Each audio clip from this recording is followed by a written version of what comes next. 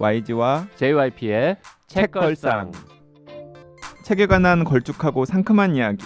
YG와 JYP의 책걸상이 돌아왔습니다. YG 강량구입니다. JYP 박재영입니다. 네, 안녕하십니까? 네, 오늘 12번째 에피소드 가야죠? 네네. 그 지난 시간에 이어서 우리 음식의 언어 한송우 인하대학교 한국어문학과 교수님 계속 같이 함께하고 계십니다. 안녕하십니까? 예, 반갑습니다. 네네. 교수님은 미식가세요?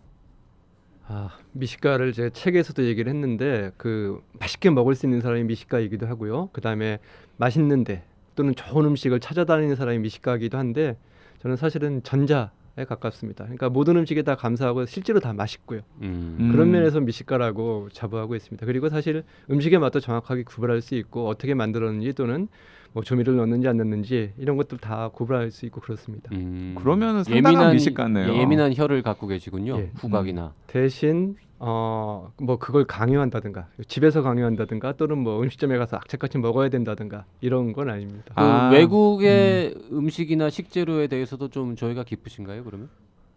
전문적인 지식은 없고요. 뭐 음식을 먹어볼 때마다 어떤 재료를 어떻게 요리했을까, 그다음에 뭐 무엇을 가미했을까라는 거에 대해서 늘 생각을 합니다. 한 가지 더 궁금한 게 그러면 요리는 하세요? 그걸 요리라고 해야 될지 아니면 한 끼 때우는 음식이라고 해야 될지 모르겠는데 저는 요리라는 거창한 이름을 붙이긴 좀 어려울 것 같고요. 그냥 집에서 식구들이 맛있게 먹을 수 있는 것들은 제가 자주 하는 편입니다.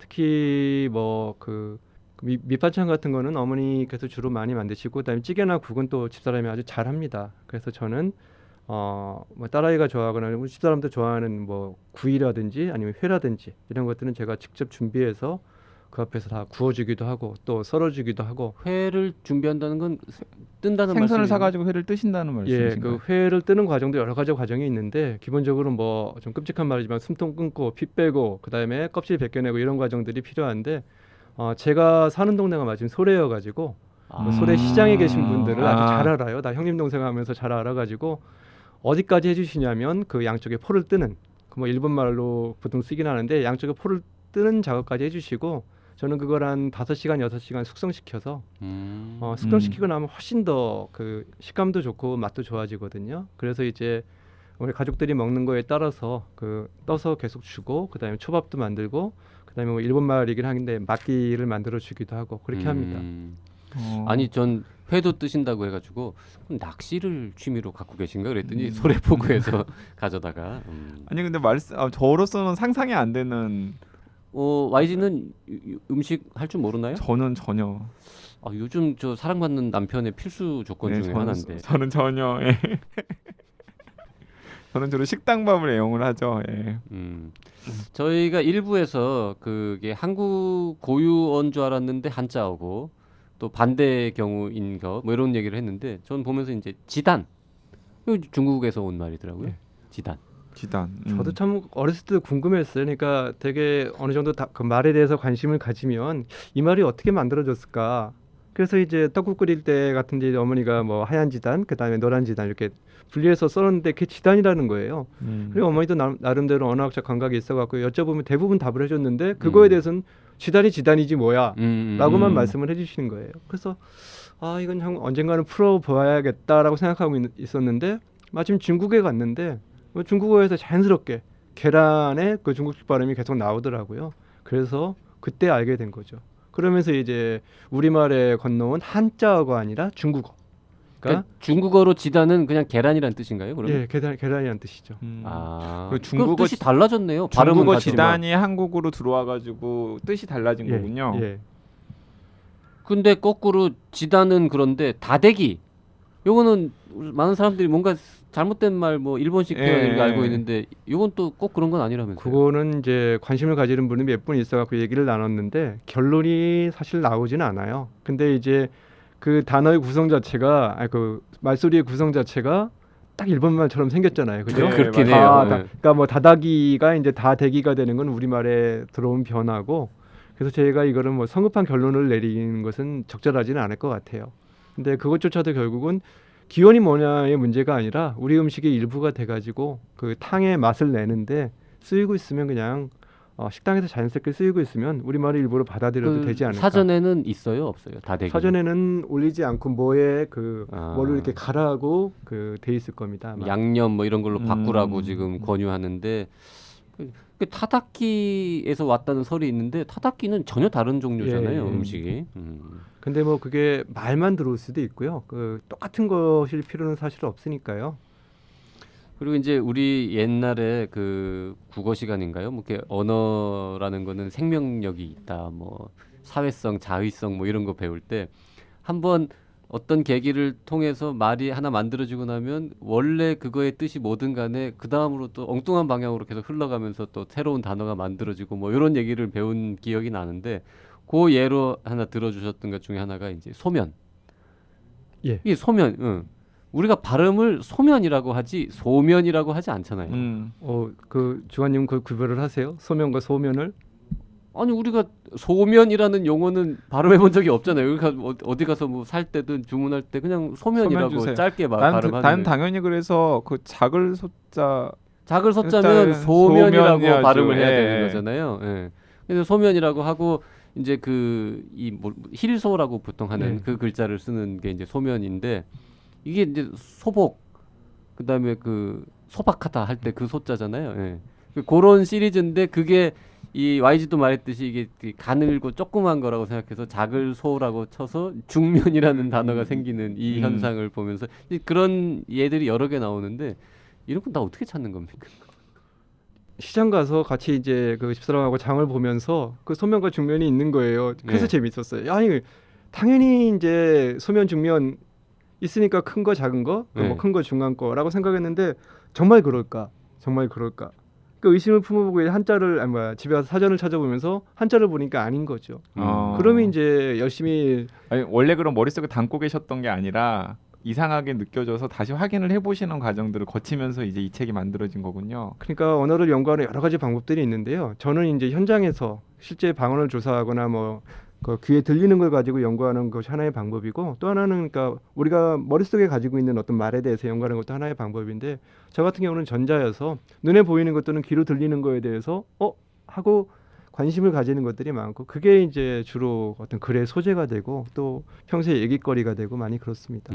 그리고 저는 이 책을 보면서 그 제가 이제 지금까지 막 들어와 오면서 이렇게 상식처럼 알고 왔던 것들이 좀 엉뚱한 경우들이 되게 꽤 많이 있었어요. 네, 뭐 다 이렇게 선생님께서 근거 없다. 그냥 재밌는 얘기다. 이런 식으로 이렇게 평가하신 대목들이 있었는데 그 뭐 얼른 생각나는 게 설렁탕에 보통 그 선농탕에서 온 단어라고들 많이 식당 같은 데도 써붙여 있고 그렇게 설명하는 기사나 책들도 많이 있는데 그냥 좀 만들어진 얘기일 가능성이 크거나 굳이 한자랑 붙이려고 하는 얘기다라고 일단 또 얘기를 하셨고 그리고 뭐 설명을 같이 해주시면 좋겠는데 그 포항 언급도 하셨는데 포항시청에서 과메기가 그 눈에 이렇게 그 뚫어가지고 말리는 관목어에서 온 거다라고 그럼 그것도 그럴싸해 보이거든요. 관목어, 과메기 이런 식으로 그럴싸해 보이는데 그것도 아닐 가능성이 크다라고 말씀을 하셔서 이건 뭐 제가 만약에 무슨 이런 기사 같은 걸 썼으면 분명히 또 그런 데서 인용해가지고 기사 같은 걸 쓰면서 막 다 확대 재생산하고 그랬을 것 같은데 다 아니라고 그래가지고 저는 좀 그렇구나 그랬습니다. 예. 우리가 참 궁금증을 가지는 게 이제 어떤 단어를 접하게 되면 그거 그대로 받아들이면 될 텐데 그거의 기원이 도대체 뭘까 이런 판단들을 하잖아요. 저희들이 막 이야기를 만들려고 하는 예. 그런 또 습성이 있죠. 그게 예. 이제 어원에 대한 이제 관심들이 거기에서 만들어지기 시작을 하는데 거기에서 이제 그 소위 말하는 민간 어원설도 만들어지게 되고 그다음에 이제 잘못된 통설들이 여러 가지가 만들어지게 되는데 그 설렁탕의 경우도 이제 확실한 건 탕 하나는 확실해요. 그럼 앞에 붙은 이제 설렁이 도대체 뭘까? 이거의 기원을 찾아야 되는데 정말 그 썰렁썰렁 또는 뭐 설렁하게 설렁설렁 끓였다. 이건 정말 썰렁한 얘기고 나머지는 이제 붙여야 되는데 어쨌든 찾아야 되는데 제일 쉬운 방법은 그냥 처음부터 설렁탕이었겠지. 네. 근데 이제 그럼 그 설렁이 어디서 왔어? 해서 가장 예전에 많이 하는 방식들은 한자에 붙이는 방식이었어요. 그건 왜 그러냐면 그런 관심에 대해서 이제 뭔가 풀이를 해주는 사람은 소위 말해서 먹물이 든 사람들이잖아요. 그 먹물은 이제 주로 한자로 들어있으니까 무엇인가 한자로 갖다 붙여야겠다는 생각이 드는 거죠. 그렇게 근데 설명하면 그럴듯해 보여, 유식해 보이고. 네, 아, 이 그리고- 한자 이런 데서 온 거야 이러면. 아니 예를 들면 오징어도 오저거에서 온 예, 거다. 뭐 이런 식의. 예. 그러니까 방금 말씀하실 때는 그럴듯해 보이기는 하는데 그냥 그럴듯해 보일 뿐 사실은 절대적으로 증명할 수 있는 건 없는 거죠. 그냥 비슷한 한자를 갖다 붙이고 그다음에 거기에 뜻을 갖다 붙이는 것일 뿐. 근데 이제 설렁탕의 경우에는 뭐 그 선농단에서 만들었던 그 음식이 됐을 가능성도 어느 정도 있습니다. 왜 그러냐면 저는 이제 말소리에 관심이 있으니까 그 선농하면 니은 니은이잖아요. 니은 니은이 리을 리을 뭐 될 수 있는 가능성들은 꽤나 큰 게 뭐 신라면이냐 신라면이냐 온라인이냐 온라인이냐 그러니까 네, 아주 네. 오래된 어떤 우리 발음의 습관이거든요. 그러다 보니까 니은 니은이 리을 리을로 될 수 있는 가능성이 있어서 하나의 설로는 받아들일 수가 있고 또 몽고 음식에서 왔다. 그것도 뭐 어느 정도 갖다 붙이려면 갖다 붙일 수는 있는 거고 이제 그 문제에 대해서 저는 이제 어떤 관심들이 있냐면 각각의 음식점에서 그런 어떤 스토리텔링을 하면서 나름대로 의미를 부여하고 그다음에 음식의 가치를 높이고 하는 그런 방법 중에 하나는 아닐까 하는 생각이 듭니다. 네. 과메기도 물으셨는데 과메기는 사실은 이제 그렇게 일반화된 지는 오래 안 됐어요. 맞아요. 예, 예. 그 아주 지역 음식이었다가 이제 그게 갑작스럽게 퍼져나가기 시작을 했는데 과메기도 역시 이제 그러니까 이름이 있으니까 그 이름의 유래를 알고 싶어 하잖아요. 근데 그 방식이 역시 예전에 늘 있어 왔던 어떤 한자에 기대는 방식이었었고 이전에 이제 누군가가 그걸 관모거라고 해놓은 기록이 있는 거예요. 근데 이제 그 양반도 조사를 하다 보니까 그냥 그 어촌에 있는 사람들이 그걸 과메기 하는데 과메기 적을 수 있는 한자가 없잖아요. 특히 매를 적을 수 있는 한자가 그렇게 많지 않으니까 이거는 내 배운 어떤 그 견지에서 보건데 아마 눈을 꿰서 말리니까 관모거다. 근데 동네 사람들이 그 어부들이 야 눈을 꿰서 말리니까 이걸 관모거라고 이름을 지어야겠다. 라고 했을 가능성은 없고요. 먼저 네. 이름이 있었고 네. 나중에 누군가 해석을 하고 한자를 붙인 거겠죠. 그렇게 예를 들어서 과메기 같은 음식이 뭐 중국에 있어. 그래서 중국의 이름이 관먹어야. 그러면은 오케이인데 중국에는 그런 종류의 음식 자체가 아예 없잖아요. 맞아요. 예. 네. 그러면 그게 그 음식은 그 포항 뭐 그 동네 바닷가 사람들이 먼저 어떻게 하다가 하여튼 만들어 먹기 시작을 했고 그 다음에 이름이 붙었을 텐데 그게 관먹어라고 어부들이 부르다가 변형돼서 과메기했다. 이건 사실 말이 안 되는 일 생각해 보면. 네, 그것도 역시 그 이야기거리를 하나 만들어주는 거라고 생각이 돼요. 과메기 그냥 먹으면 그 재미없는데 그런 얘기 좀 하나 붙이면서 얘기하면 또 더 맛이 느껴지기도 하고 그렇잖아요. 지방자치단체에서 열심히 퍼뜨리는 뭐 그런 측면도 사실 있을 수 있죠. 뭐 시청에서까지 그걸 뭐 홍보할 정도면 그 지역의 중요한 음식이니까 그렇게 그 이야기를 갖다 붙이는 것도 나쁜 방식은 아니라고 생각이 아니 됩니다. 그리고 저는 이제 읽으면서 그 좀 빵 터졌던 대목들도 많이 있는데 열광의 도가니탕. 뭐 열광의 도가니가 맞잖아요. 예. 근데 이제 어쨌든 간에 그 도가니를 끓여가지고 만들어 놓은 탕이 이제 도가니 탕인데 어쨌든 그 도가니랑 사실 이 도가니는 전혀 다른 건데 근데 사람들이 이제 막 섞어서 쓰다 보니까는 선생님께서 이제 책에서도 표현하셨듯이 이제 언젠가는 이제 열광의 도가니가 그 도가니가 아니라 진짜 도가니 탕이라고 생각하는 사람들도 있을 수 있겠다. 근데 실제로 그런 식으로 빈번하게 쓰는 경우를 제가 종종 봤거든요. 예, 그거는 사실 그 책 원고에는 도판이 있었어요. 네. 그 기자분들이 좀 긴장하셔야 되는데 어떤 기자가 쓴 인터넷 기사가 있는데 거기에 그 바둑 기사였는데 열관의 동아리탕이라고 썼었어요. 그걸 보면서 그래요? 네. 그걸 넣었는데 아마 설마 제 기사는 아니겠지? 예, 출판사에서 그걸 뺐더라고요. 네. 실제로 많이 그러니까 뭐 인터넷 기사긴 하죠. 많이 봐요. 네. 저희도 네. 보다 보면 이미 발행된 기사, 심지어 종이에 인쇄된 것 중에도 터무니없는 표현들 많이 보거든요. 언어학자가 보면 오죽하겠습니까? 아닙니다. 저는 귀엽고 재밌습니다. 그리고 아까 말씀드렸듯이 정말 몇십 년이 지난 뒤에 그렇게 쓰인다면 이제 저희는 또 그렇게 설명하면 돼요. 원래는 두 개가 달랐었는데 네. 사람들이 두 개를 소리가 같다고 혼동하다 보니까 이렇게 됐다. 사실 그런 역사가 꽤나 되거든요. 그리고 사실 또 의미가 또 전혀 엉뚱하게 또 벗어나진 않아요. 네. 막 어쨌든 동안이를 막 넣고 끓이는 거니까. 그 국물도 없다. 혹은 말할 건더기도 없다. 요런 이제 재미있는 표현들을 쓰시면서 이 국물 건더기 이게 이제 우리 식문화에서 어느 정도 위치였냐 뭐 이런 얘기도 재밌게 봤는데요. 그 부분도 조금 설명해 주시죠. 국을 드실 때 건더기를 드세요? 국물을 드세요? 둘 다 먹죠. 둘 다 먹어요? 네. 건더기가 없으면 국은 좋은 국인가요? 나쁜 국인가요? 건더기가 있어야죠. 건더기가 있어야 돼요. 네. 맹물만 있으면 좀 이상하잖아요. 네. 근데 건더기를 먹으려면 사실은 그냥 따로 조리한 걸 먹지 왜 굳이 그 물에 둥둥 떠 있는 그걸 먹으려고 건더기를 먹으려고 할까요? 사실은 국물 때문에 먹는 건데 국은. 사실 그래서 둘 다 가치를 두는 거예요, 사람들이. 네네네. 그래서 국물도 없다 또는 뭐 망건이를 건졌다 이런 식으로 양쪽의 가치를 다 두다 보니까 어떤 사람들은 정말 이제 그 건더기는커녕 국물도 없다 라고 하면은 이제 건더기 쪽에 더 또는 이제 왕건이라고 했을 때는 건더기 쪽에 더 그 치중을 하는 것 같고요. 그 결국 국물을 내려면은 건더기가 있어야 되고 거기서 우려낸 것이 국물이 되는 건데 그 양쪽에 대한 비중은 어느 쪽을 더 높게 칠 수 없는 그런 문제라는 생각이 듭니다.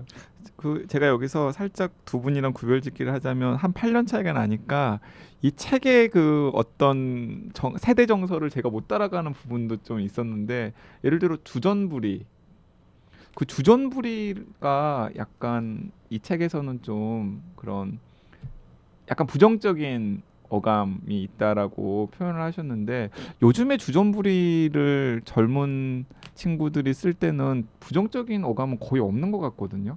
예. 그 네. 주전부리에 대한 부정적으로 하면 사실 두 가지인데요. 네네. 첫 번째 이제 음식으로서의 그 주전부리의 문제는 그 주식으로 먹을 수 있는 것도 충분하지 않은 상황에서 주전부리를 찾는 것 자체가 어쨌든 이제 부정적인 의미가 될 수 있고 그 다음에 이제 어떤 그 성적인 의미로 쓰이는 그 부정적인 거는 제 또래도 사실은 아닙니다. 제가 만나는 그 어르신들이 그 보통 그렇죠. 60대 70대 그런 분들이니까 그분들은 그렇게 많이 씁니다. 그리고 제가 어렸을 때도 역시 그 동네 어르신 중에 좀 약간 물러난 분이 있으면 어머니는 그런 표현을 쓰셨어요. 그러니까 맨날 주전부리하고 다닌다고. 그러니까 저도 역시 뭐 익숙한 단어는 아니고요. 들었던 그런 단어입니다. 자, 그리고 이제 뭐 청취자분들께 이야기거리 좀 드리기 위해서 몇 개 하다 보면 연계 있죠, 연계. 예. 연계 부분도 좀 설명해 주시죠. 그 연계라는 말은 그 아주 부정적인 의미로 쓰이는 경우가 많아서 요즘에도 그렇죠. 연계는. 예, 저도 늘 들을 때마다 그 아니 그 부정적인 건 말고요. 진짜 우리 연계 백숙할 때 그 두 가지를 다 얘기를 해야 되죠. 네. 그 닭 그러니까 닭 요리를 여러 가지 것들이 있는데 이제 삼계탕에 들어가는 이제 닭을 보통 연계하는데 그거는 뭐 크기에 따라서 또는 이제 얼마나 키우냐에 따라서 이제 그렇게 만들어지는 닭이고 음식에 들어가는 것은 뭐 그 크기가 그 1인분 그러니까 한 사람이 먹기에 가장 적당한 크기니까 그 정도의 크기의 이제 닭을 쓰는 거잖아요. 근데 그것이 언제 우리 쪽으로 이렇게 그러니까 약간 그 사람을 지칭하는 말로 넘어왔을까? 그 부분이 좀 궁금하긴 한데요. 말소리로서는 금방 이해가 돼요. 왜 그러냐면 원래 그 연하다의 연을 쓰고 뒤에 이제 닭개차를 쓰게 되면은 니은과 기역이 만나게 되면 그냥 그 이응이 돼버려서 연계가 연계가 되는 건 규범에서는 인정하지 않지만 그 자연스러운 발음이잖아요. 네. 그래서 그 기원을 연계로 찾는 건 뭐 당연히 맞는 거란 표현이 들고 아마 누군가 시작했을지는 모르겠는데 그걸 사람에게 또는 이제 그 어린 또는 젊은 사람에게 빗대기 시작한 거는 그렇게 바람직한 표현은 아니란 그 판단이 되기도 합니다. 그 영어의 영하고 닭개자가 만났을 가능성은 없는 거죠? 예, 재밌게 얘기하려고 그러면 얼마든지 얘기를 할 수 있겠죠. 근데 그 정도의 그 창의적인 또는 혁신적인 조어법을 가진 사람은 없을 거라는 판단이 듭니다. 그 연계라는 표현이 또 오래전부터 쓰였습니까?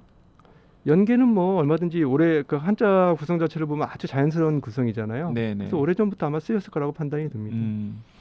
그리고 정말 야 이건 진짜 처음 본다, 처음 알았다라는 것 중에 하나 양껏 먹다라고 할 때 그냥 내가 나의 양만큼 충분히 먹었다 이런 뜻인 줄 알았는데 그 양이 그 양이 분량할 때 양이 아니더라고요. 예, 저도 그걸 알아서 사실은 좀 충격적이었던 게 어렸을 때 양껏 먹어본 적이 없어요. 집이 가난해서 그런 게 아니라 할머니가 늘 말씀을 하시는 게 먹고 나서 배부르다는 소리를 하면 야단을 맞았어요. 아 왜요? 그러니까 음식은 적당하게 그러니까 뭐 살찌지 말라라 그런 의미가 아니라 자제를 해야 된다. 적당하게 그러니까 먹을 것도 충분하지 않은 그런 시대는 아니었지만 할머니는 그런 경험이 있으셔가지고 적당히 먹는 게 사실 오늘날 입장에서 건강에도 좋고 그렇죠. 그런데 그 눈치도 없이 그냥 배가 부를 정도로 먹은 거에 대해서 늘 야단을 치셨는데 나중에 저도 알았던 거예요. 그거를 이제 그 양이 도대체 무엇이었을까? 그 주관님이 말씀하셨듯이 당연히 그 뭐야 우리가 먹고 싶은 만큼 먹어라 먹고 그런 싶은 뜻인 줄 만큼 알았죠. 그랬다는데 예. 근데 또 생각해 보니까 또 슬프잖아요. 그 얘기가. 왜 그러냐면 그 우리 위를 보통 밥통이라고 또 얘기를 해요. 네. 그 밥통에 가득가득 채우도록 먹으라는 얘기잖아요. 그렇죠. 즐기면서 먹으라는 얘기가 아니라 야 거기에 가득 채워놓고 나중에 배고플 때를 대비해라. 오히려 저는 이런 의미로 받아들여져 가지고 그 어원을 알고 나니까 좀 슬프기도 하더라고요. 근데 어쨌든 그 우리가 그 양곱창 할 예. 때 그 양이라는 예, 게 그렇죠. 거기에 지금 붙었다라는 거죠. 예, 예. 어쨌든. 그리고 참 또 재밌게 본 것 중에 하나가 이 자몽. 자몽. 자몽, 왜 자몽. 자몽인가? 그 자몽은 왜 자몽입니까? 그 얘기는 우리 이제 대학교 때 은사님께서 아주 재밌게 말씀을 해주셨던 얘기긴 한데요. 네. 새로운 과일의 이름을 붙이는 건 사실은 이제 제가 거기다도 전쟁이라는 제목을 썼던 것 같은데 뒤에서 물밑 전쟁이 아주 심해요. 그 앞에 먼저 썼던 게 이제 방울토마토에 대한 얘기였는데 네네. 사실 토마토 같은 경우에도 이전에는 땅에서 나는 감 또는 뭐 1년밖에 못 사는 감 그래서 땅감이니 아니면 뭐 1년신이 이런 식으로 그 감에 빗대서 쓰다가 그러니까 1920년대 신문 기사에는 그 토마토가 토마토가 아니라 토마토 자체가 예. 땅감, 1년감 뭐 예. 이런 식으로 표현이 되었다는 거죠. 예 그러다가 이제 나중에 이제 뭐 일본 같은 경우는 이제 외래어를 그냥 그대로 받아 쓰는 경우가 많잖아요. 그래서 뭐 토마토든 도마도든 이렇게 쓰는 게 이제 우리 쪽에서 넘어왔는데 그걸 자연스럽게 받아들이고 또 나중에 영화가 들으면서 이제 뭐 토마토라고 다시 복권이 됐는데 그거보다 재밌는 게 이제 방울토마토잖아요. 맞아요. 방울토마토는 사실은 거의 그냥 그 뭐 좋게 표현하면 전쟁이었어요. 그 재밌는 전쟁. 그러니까 이걸 어떻게 이름을 붙일까?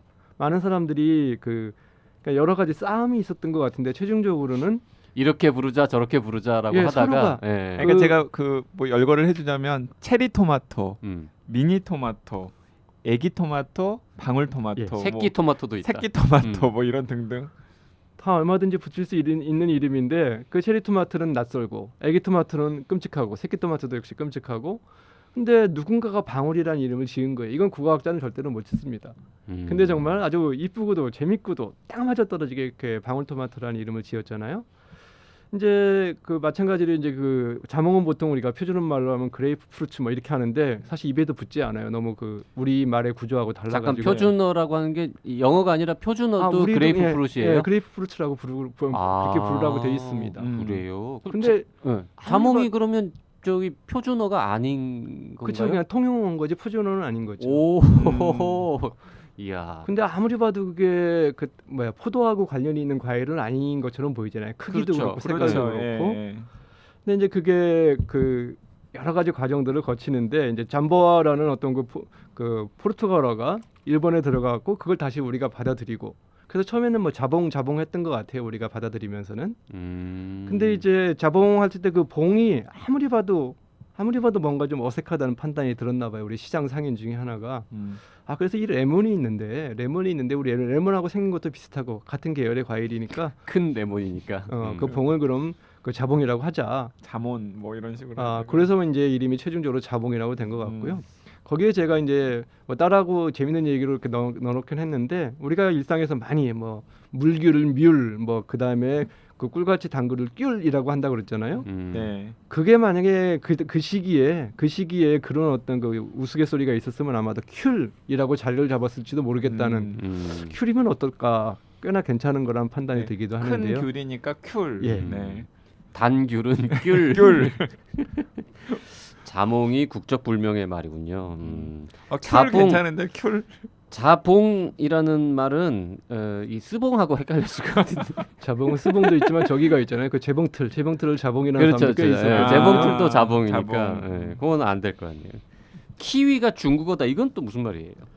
키위가 중국어라기보다는 중국에서 이제 유래한 그 과일인데 그게 아마 양다리인가 중국어가 아니라 원산지가 중국어군요. 원산지가 중국. 예. 그게 이름이 이제 그 뉴질랜드에서 다시 붙어가지고 우리한테 수입이 된 거죠. 근데 그것도 이름이 재밌는 게 퀴는 이제 그쪽에 있는 새의 이름인데, 이름을 예. 붙어서 우리한테 들어왔는데 우리는 이제 퀴라고 하기도 하지만 그걸 다시 참다래 또는 뭐 양다래 이런 식으로 부르는 거예요. 원래 참다래는 산에 가면 있는데 그 기존에 있던 참다래를 몰아내고 그게 오히려 수입산 그 과일이 그 자리를 차지하게 된 거죠. 그 중국 사람들은 약간 억울하겠네요. 키위라는 게 원래 중국 거. 그 중국 이름은 이거예요? 양타오? 양타오로 돼 있죠. 아, 예. 양타오라고 불리던 과일인데 이게 뉴질랜드로 갔는데 지금은 전 세계인들이 다 이걸 키위라고 알고 있는 거죠? 예, 그렇죠. 근데 우리나라에는 거꾸로 이게 양다래 뭐 참다래 이런 얘기가 붙다가 우리나라에서도 결국 이제 키위로 사실상 통일된 거죠. 그 양자가 나와서 하는 말인데 저 이제 옛날에 그 영어 공부하고 할 때 참 당연한 거지만 좀 재밌다라고 생각했던 게 그 동네에 있던 거에 먼저 단어가 붙은 다음에 외부에서 비슷한 게 들어오면은 그 앞에 뭐가 하나가 붙는 거죠. 그래서 예. 이제 우리나라는 배추가 먼저 있었으니까 배추고 뭔가 새로운 게 들어왔더니 양배추 이런 식으로 가는데 이 미국 애들은 캐비지가 서양에서는 캐비지가 먼저 있었는데 우리식 이 동양 배추가 갔더니 그게 이제 차이니즈 캐비지 이런 식으로 가는 뭐 이제 그런 게 재밌으면 원래 약간 이런 거 좋아하는 계열인 거죠. 그걸 그렇죠. 보고 싫어하는 사람들도 있는데. 아니 그 저는 제 그 추억이랑 엮여져 가지고 재밌었던 게 부엌. 이제 요즘에는 거의 이제 다 부엌을 표준어로 사용을 하고 이제 거의 부엌이다 대세를 다 점령을 했잖아요. 근데 이제 책에 보면은 이제 부엌 계열과 팽팽하게 맞섰던 게 이제 정지 계열이라는. 맞아요. 근데 그 어렸을 때 이제 어머니가 저한테 해주신 얘기가 저희 아버지께서 이제 그 청년 시절에는 이제 정치에 꿈이 좀 있으셨는지 술만 드시고 오시면은 내가 정계로 가야 돼, 정계로 가야 돼 그러셨나 봐요. 그래서 어머니께서 이제 술주정하는 남편을 비아냥거리기 위해서 얼른 부엌으로 가라고. 왜냐면은 그쪽에 이제 그 정지 계열의 그 전라도 쪽 사투리가 정계거든요. 정계가 부엌이거든요.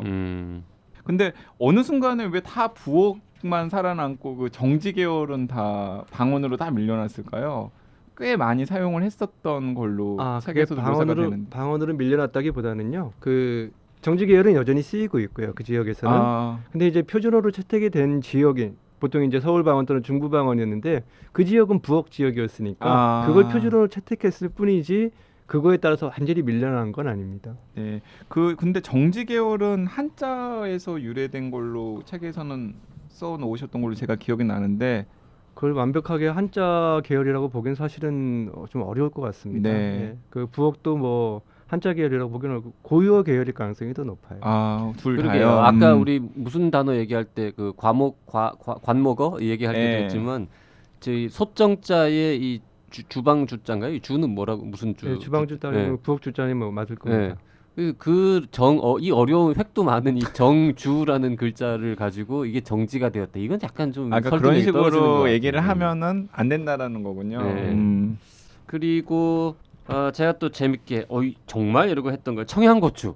이것도 처음 들은 얘기였어요. 청양고추는 당연히 실제로 청양이라는 지역이 있으니까. 충남 청양에서 많이 재배가 되고 있고 실제로 그리고 청양군 그쪽에서 뭐 이렇게 여러 가지를 하여튼 당연히 우리 동네에서 나온 것처럼 뭐 홍보도 하고 하는데 꼭 그런 게 아니라면서요? 그 지자체 간의 그 싸움이 많이 있는 문제 중에 하나가 바로 그건데요. 그 뭐 특정 소설에 나오는 인물이 어느 지역 출신이냐, 뭐 홍길동 가지고도 홍길동의 고향이 도대체 몇 개인지 모르는 네네. 그런 사건이 있는데 이것도 마찬가지로 그 이름은 아마 청송과 영양 두 개를 합쳐서 그렇게 만든 거라고 판단이 되는데 우연히도 그게 이제 청양군하고 딱 맞아 떨어지다 보니까 그 청양에서 이제 그걸 가로채기 한 거일 수도 있고 더 그거는 이제 그 내막을 들여다봐야 되는 문제라는 판단이 되기도 합니다. 그러니까 새로운 그 품종의 그 아주 매운 품종의 고추가 만들어졌는데 그것이 정말 원래 청양군의 그 청양을 따서 만들어진 것이 아닌 건 확실하고요.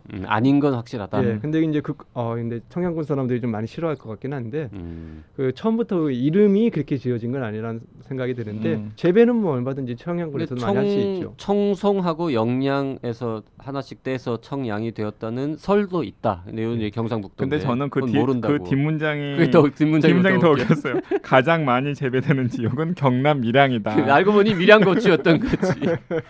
그리고 품종도 제주산 고추와 태국산 고추를 교배해서 만든 것이다. 그러니까 이게 아주 오래된 거야. 사실 뭐 고추 자체가 우리나라에 들어온 게 뭐 그렇게 오래된 건 아니라고 알고 여기서 있지만 뭐 많이들 아실 법하지만은 뭐 그냥 상식 삼아서 이 책에서도 언급이 되고 있으니까 말씀을 드리면은 고추는 임진왜란 전후로 중국이나 일본에서 전래가 되었다라는 게 거의 확실한 통설인 것 같죠. 예, 그렇죠. 그렇다면은 이제 우리가 먹는 빨간색 그 김치? 김치나 아니면 무 빨간색 앞쪽에- 김치 종류는 이제 사실 임진왜란 이후에나 이제 우리 곁에 있었던 거지 그 전부터 있었던 건 아니다라는 거. 예. 어쨌든 청양고추가 제일 많이 재배되는 게 경남 미. 그러니까 이게 제가 이 저자가 되게 좀 약간 은근히 이게 뭐라 그래 츤데레 계열도 아니고 이 충청도식 유머라 그럴까 이렇게 네, 쭉 맞아요. 별거 아닌 문장인데 있어 보여. 쭉한 다음에 맨 마지막에 가장 많이 재배되는 지역은 경남 밀양이다. 이러고 시크하게 끝나 문장이. 네. 이런 부분들이 재밌는 부분이 많이 있었습니다. 책의 이제 말미 부분에 이제 나오는 건데 사실 이제 책 은근에 이제 세태 비판 이런 것도 이제 계속 은근히, 하셨는데 은근히 중간중간에 괜히 네. 한 줄씩 나와요. 네, 아주 은근히. 최신 시사에 관련된 내용도. 네. 거기서 이제 수저계 검론 얘기도 하셨는데 사실은 금수저라는 표현이 아니라 은수저 원래 기원은 원래 그랬지. 기원은 이제 거기서부터 비롯된다면서요. 난 몰랐어요. 이게 영어에도 은수저라는 표현이 있다면서요. 이게 예. 은수저를 물고 태어나다? 예. 네, 실버 스푼. 그건 아마 그 성문 종합 영어를 아주 열심히 공부하는 사람일 것 같아요. 그 성문 종합 영어를 아는 분도 별로 없을 거라고 생각이 되는데 예전에 그 문장이 들어가 있었거든요 거기에. 그래서 그거를 누군가가 이제 따왔는데 원래 영어에 들어있던 건 은수저였어요. 실버 스푼이 들어있었는데 그걸 가지고 이제 그 세태 적용을 하면서 그 참 뭐 흑수저까지 나오고 그랬는데 저는 역시 또 이제 그걸 바라보면서 그 씁쓸한 이면에 또 뭐가 씁쓸했냐면 쓰려면 좀 제대로 쓰지. 스푼은 수저가 아닌데 숟가락인데. 그러니까 수저는 이제 기본적으로 거슬러 올라가면 숟가락과 젓가락에 합친 거죠. 근데 그러면 야, 술저가 아니고 왜 수저냐? 지읒 앞에 리을은 자주 떨어져요. 당연히 떨어지니까 그건 술저가 수저가 되는 건 당연한 거고. 그래서 그러면 그러니까 금숟가락을 물고 나가다 뭐 숟가락 이렇게 얘기하면 되는데 사진에는 늘 그 숟가락에 나오면서 그 수저라고 써놔가지고 좀 개인적으로 좀 불만이 있습니다. 금수저를 물고 태어났다라는 거를 그림으로 그리려면 숟가락하고 젓가락하고 둘 다 그려야 되는 거군요. 그러니까. 아니면은 이제 금수저론이 금숟가락으로 금숟가락을 물고 태어났다라고 해야 정확한 표현인 거고 더 정확하게 하면 사실 은숟가락을 물고 태어났다. 아니 그 뭐 정확하게가 있어요. 미국 영어에 그게 은숟가락이 있다고 해서 뭐 그러니까 네. 쓰기 나름이긴 한데. 근데 하여간 금수저보다는 금숟가락이 좀 더 정확한. 금으로는 숟가락을 못 만들어요. 너무 물러가지고. 그래서 네. 그리고 금수저는 이 독을 감지하는 기능도 없을걸요? 그래서 금숟가락 물고 태어난 분들이 자꾸 나락으로 빠지나? 뭐 죄송합니다. 재미없고요. 네. 네.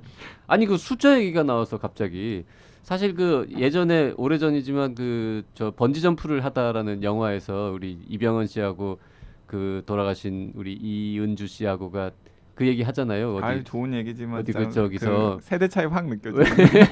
왜 숟가락은 시옷 받침인데 숟가락은 디귿 받침인데 젓가락은 시옷 받침인지 아냐 뭐 이런 하면서 그 영화 때문에 많은 사람들이 이게 확실하게 맞춤법을 알게 됐는데 그 왜 그렇죠? 그거 다 풀 수 있을 것 같은데 또 막상 들어가면 풀기 어려운 부분이 한 부분 남아 있긴 한데요. 네. 네. 아까 말씀드렸듯이 수저가 뭐냐? 그럼 술과 그러니까 한술 줍쇼할 때 그 한술 두술 할 때 술 네, 있고 그다음에 저는 이제 젓가락 그 한자인데 그래서 이제 거기에 가락이 붙을 때 그럼 저하고 가락이 붙으면 소위 말하는 사이시옷이 들어가는 게 당연하겠죠. 그래서 그러게요. 젓가락은 이제 잘 이해가 돼요.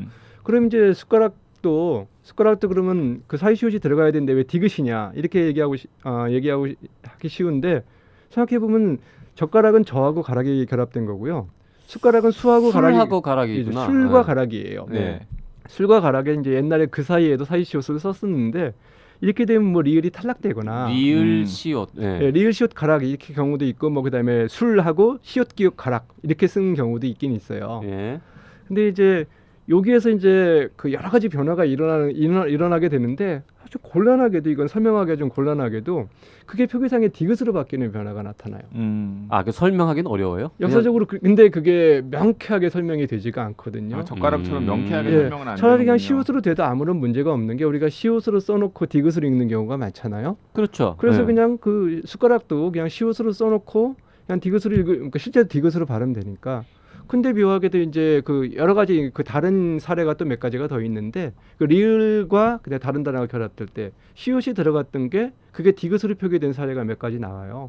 그것 중에 하나가 바로 숟가락인데 여기까지 설명하면 이제 또 국어 선생님 어려운 얘기 한다고 좀 곤란하게 생각을 하죠. 그래서 다른 예가 뭐 어떤 게 있는 거죠? 예, 책을 보시면 알겠지만 이제 그 우리가 날짜를 쓸 때 많이 쓰는 이틀, 사흘 또 잘 판단해 보면 이틀, 사흘의 날이 붙은 거잖아요. 그러네. 아, 이틀날, 이틀날, 이틀날, 디귿 사흘날이 아니라 예. 왜 이튿날, 사흘?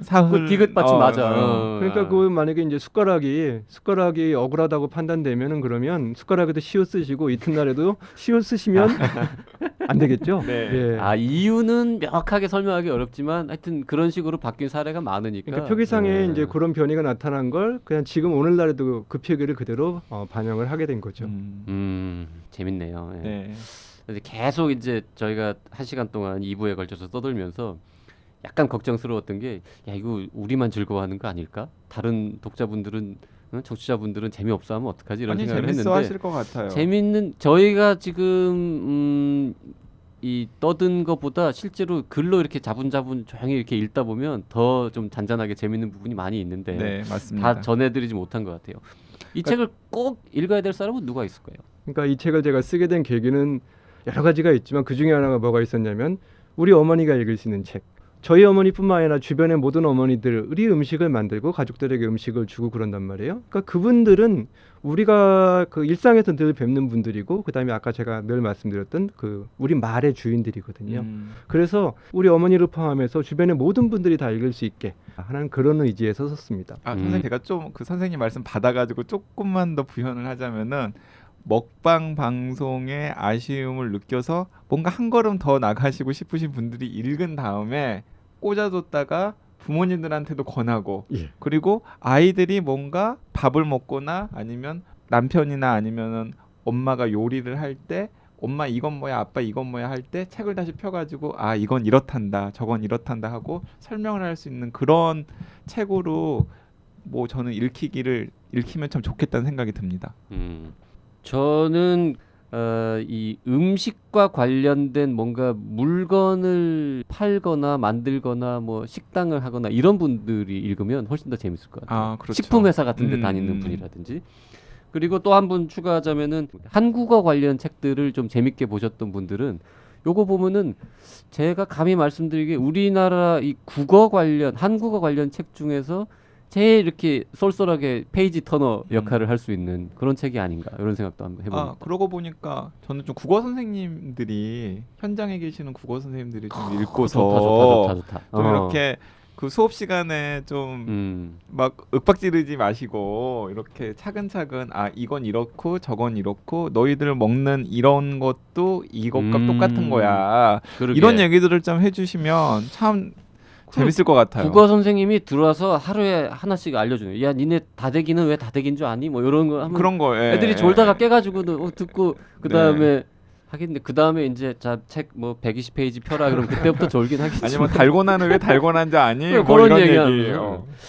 저 국어 학자한테는 사람들이 만나면 그런 질문 많이 하나요? 진짜 뭐 이거는 왜 책은 왜 책이고 그쵸. 커피는 왜 커피야? 뭐 어원에 대한 질문 반, 그 다음에 이제 규모에 대한 그 불만 반, 늘 그렇죠. 근데 대답 못하는 경우도 많으시죠?